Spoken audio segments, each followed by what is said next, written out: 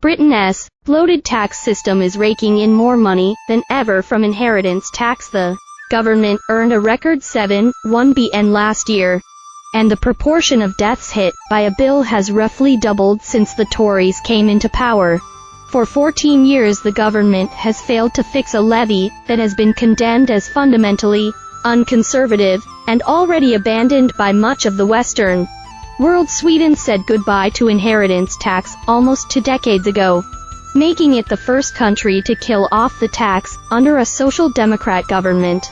The Telegraph's campaign is calling on the government to follow in Sweden's footsteps and abolish inheritance tax in Britain, which has been wreaking havoc on readers' lives. Anders Hjartstedt of the SVE and SKT and Rings Liv, a body which represents Swedish businesses, said the abolition of its inheritance tax was a reform that attracted rare cross-party support.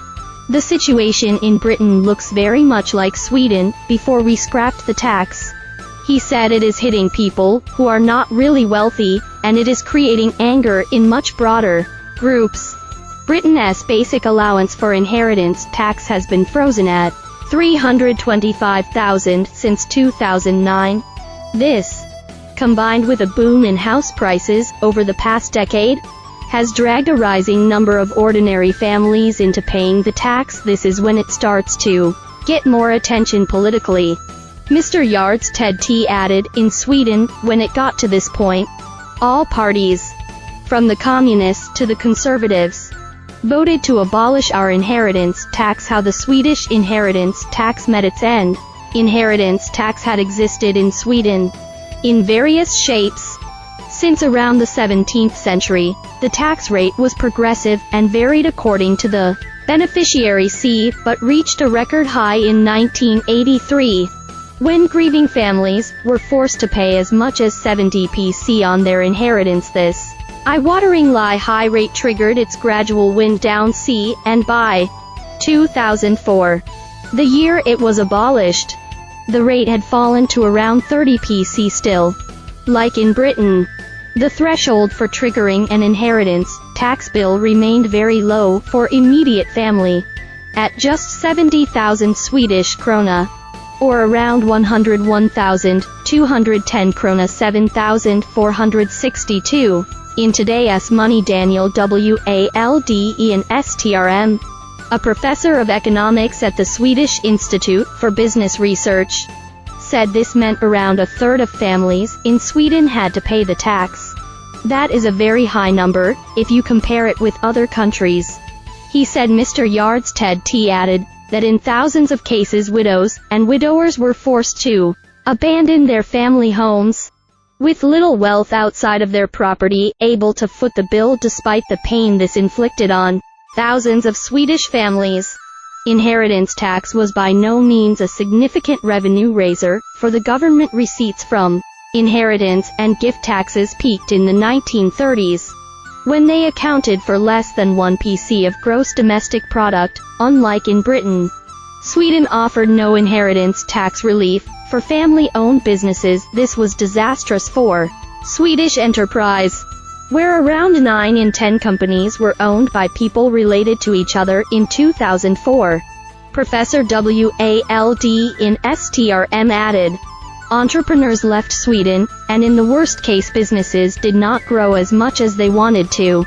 He said well-known large business families moved abroad in the 60s, 70s and 80s. Tetra Pak founder Ruben Ra, using IKEA founder Ingvar Kamprad and industrialist Fredrik Lundberg, all chose to emigrate before the tax was abolished, taking their fortunes and businesses with them. Mr. Kamprad returned to the country only after the levy was scrapped. Stefan Rnk, head of the family-owned real estate group Einar Mattsson, told the SVE and SKT and Rings Liv Employers Organization in 2021, we were probably the last ones to, out of dignity, pay any significant inheritance tax in the country. A lot of work was required to handle the tax, and the issue was present in every strategic decision in the company. The inheritance tax influenced risk-taking and capital structure, and had a limiting effect on the business.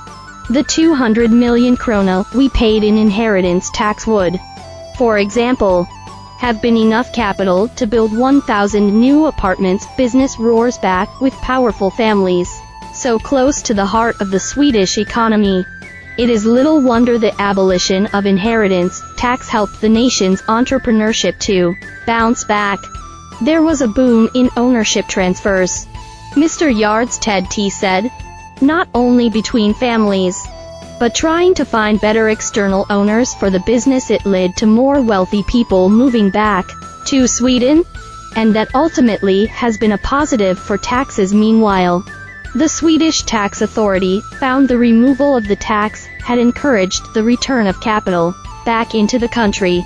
It received almost 8,000 self-corrections from individuals who chose to report wealth previously kept abroad from 2010 to 2014. Mr. Yardstedt added that the abolition of the tax had massively reduced the administrative burden on the Swedish tax authority.